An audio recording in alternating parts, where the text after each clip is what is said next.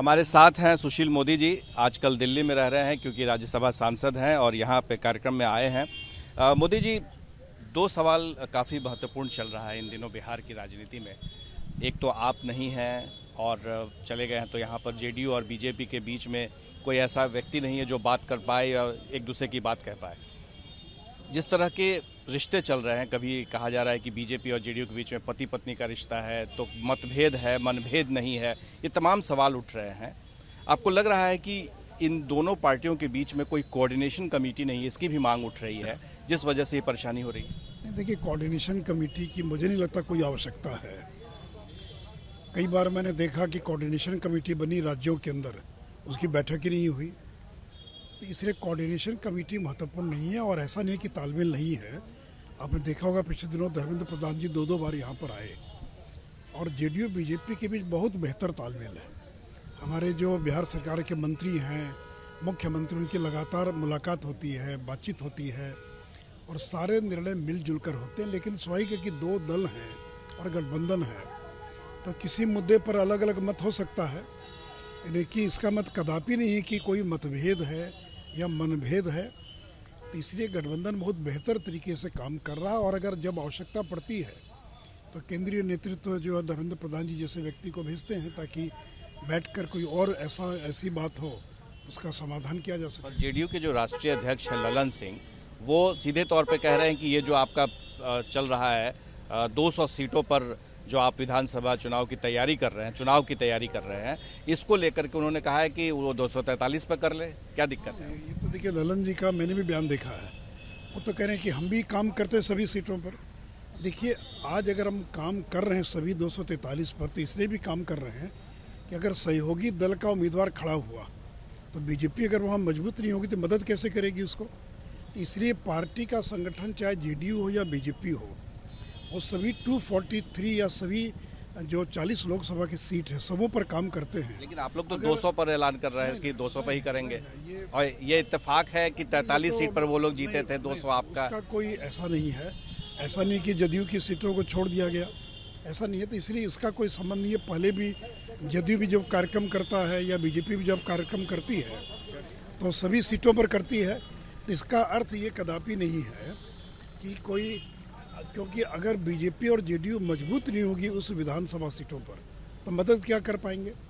तो सहयोगी दल को भी अगर मदद करना है तो भी यह आवश्यक है कि सहयोगी दल वाली सीट पर भी बीजेपी मजबूत हो ताकि हम बेहतर तरीके से और मदद कर सकें। हमने देखा था कि जब आप यहाँ पर डिप्टी सीएम हुआ करते थे तो उस वक्त में कोई भी केंद्र से नेता आता था, केंद्रीय मंत्री आते थे, तो मिलजुल करके बातचीत होती थी, बैठते थे। इतना बड़ा कार्यक्रम बीजेपी का यहाँ पर हो रहा है, जेपी नड्डा जी आए हैं, अमित शाह जी आ रहे हैं, लेकिन जेडीयू के किसी भी बड़े नेता या किसी से कोई बातचीत नहीं, कोई मेल मिलाप नहीं, किसी तरह का कोई मिठाई का भी आदान प्रदान नहीं। ये क्या है? सर देखिए, पार्टी का कार्यक्रम है। अगर नीतीश जी कोविड ग्रसित नहीं होते तो निश्चित तौर पर अमित शाह जी, नड्डा जी की मुलाकात उनसे होती। लेकिन चूंकि नीतीश जी कोविड ग्रसित हैं और ललन जी और बाकी लोगों से तो दिल्ली में रोज़ मुलाकात होती है, इसलिए पहले भी ऐसा कभी नहीं हुआ कि केंद्रीय नेता आए तो उनके जदयू के जो मंत्री उनके साथ कोई मीटिंग होती रही। साधारणतः बैठक होती रही मुख्यमंत्री के साथ। वही सुप्रीम है, वही जदयू के भी प्रमुख हैं और गठबंधन के भी हैं। अगर वो स्वस्थ होते तो निश्चित तौर पर उनकी मुलाकात अमित शाह जी और नड्डा जी से होती है। मोदी जी, आप बिहार की राजनीति को काफ़ी करीब से देख रहे हैं, ख़ास तौर से नीतीश कुमार और लालू यादव के संबंधों को लेकर। जिस तरह से वो 2015 में साथ चले गए थे, एक बार फिर से ये सवाल उठ रहा है। वो सवाल इसलिए उठ रहा है क्योंकि तेजस्वी यादव बिल्कुल चुप हैं, नीतीश कुमार पर एक शब्द नहीं कह रहे हैं। उनका जो कुछ भी एक तरह से गोला है वो बीजेपी की तरफ जाता है, आप लोगों की तरफ जा रहा है। तो ऐसा तो नहीं कि दोनों लोग कहीं गठबंधन में फिर आपस में बातचीत कर रहे हैं? देखिए, कहावत है, फिर मुर्गी बेल तले। तो एक बार जनता दल यू आरजेडी के साथ जाकर गलती कर चुका है और उसने देखा कि आरजेडी के साथ मिलकर सरकार चलाना कितना कठिन काम, असंभव काम है। तो मुझे तो दूर दूर तक नहीं लगता कि कभी भी जेडीयू आरजेडी का गठबंधन होगा। ये मीडिया स्पेकुलेट बाकी लोग करते रहे नहीं, लेकिन मोदी जी, नीतीश कुमार ने ही ऐलान किया था विधानसभा के अंदर में कि मर जाएंगे लेकिन बीजेपी से हाथ नहीं मिलाएंगे। और उन्होंने हाथ मिलाया बीजेपी से। इसके पहले लालू यादव के बारे में वो जो कुछ कहते थे और फिर लालू यादव के भी साथ हाथ मिला लिए, तो लालू यादव ने नाम दिया इनका पलटू राम। तो ऐसे में आपको लगता है कि ये कभी भी पलट सकते हैं?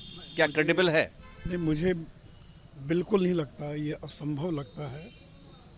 और इसलिए कहीं दूर दूर तक जदयू और आरजेडी फिर मिलेगा, इसकी कहीं दूर दूर तक कोई संभावना मुझे नहीं दिखाई पड़ती। लेकिन जेडीयू के भी नेता चुप है, एक शब्द नहीं कह रहे। अभी भोला यादव को लेकर के जिस तरह से गिरफ्तारी हुई है, सबसे ज़्यादा करीब राजदार जो लालू या परिवार के हैं, वो उस पर भी जेडीयू एक शब्द नहीं कह रहा है। सब आप ही कह श्रवण रहे हैं। कुमार का बयान देखा मैंने।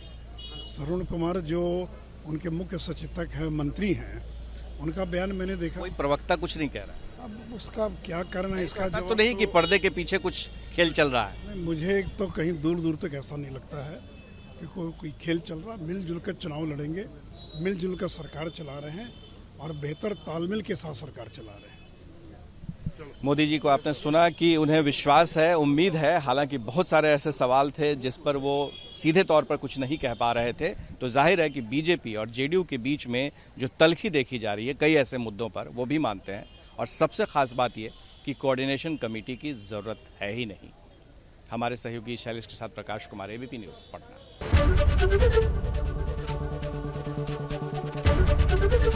एबीपी गंगा, खबर आपकी, जुबान आपकी।